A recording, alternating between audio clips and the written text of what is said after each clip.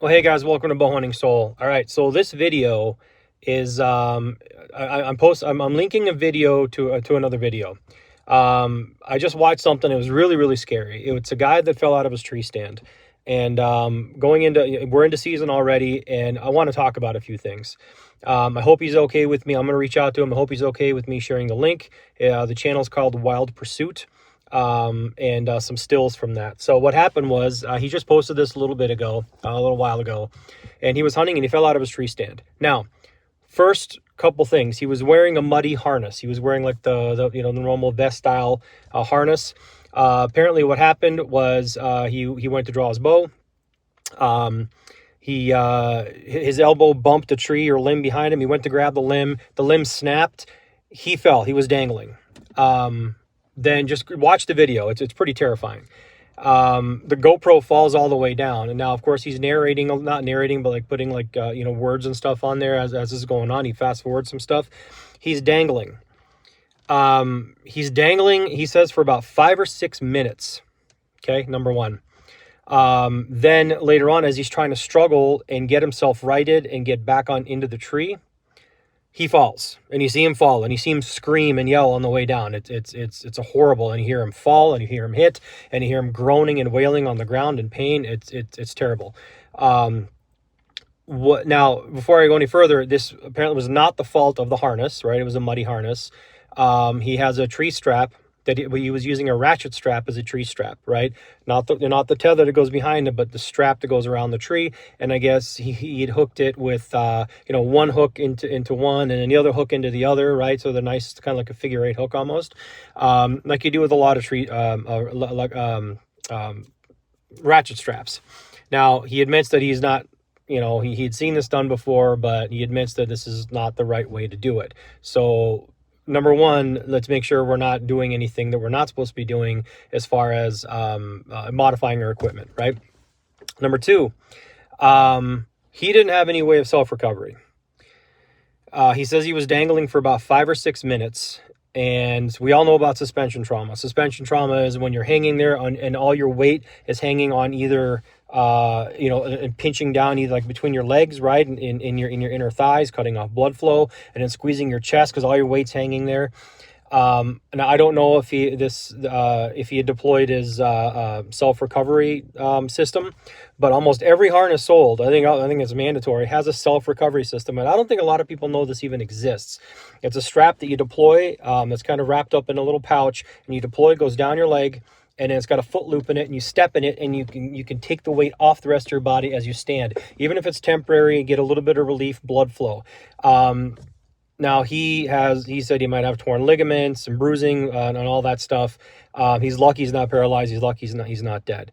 But the other thing, the big thing that I don't think gets talked about as much is that he was dangling for 5 or 6 minutes.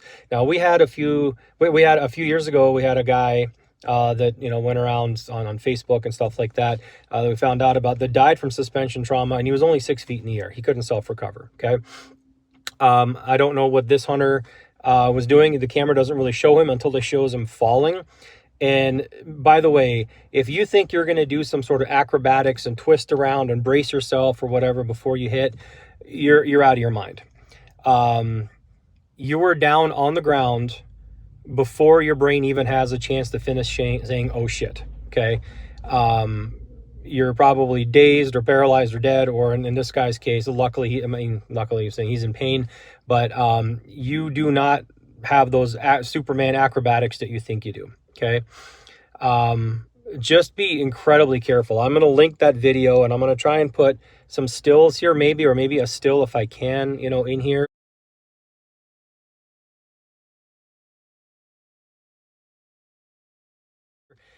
This might be one of the most important videos that you watch all season, how quickly this can happen. Again, 2 things.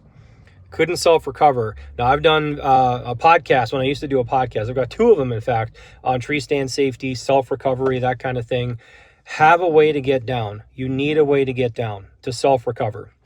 Number 1. Number 2, obviously, let's not be modifying our equipment, right?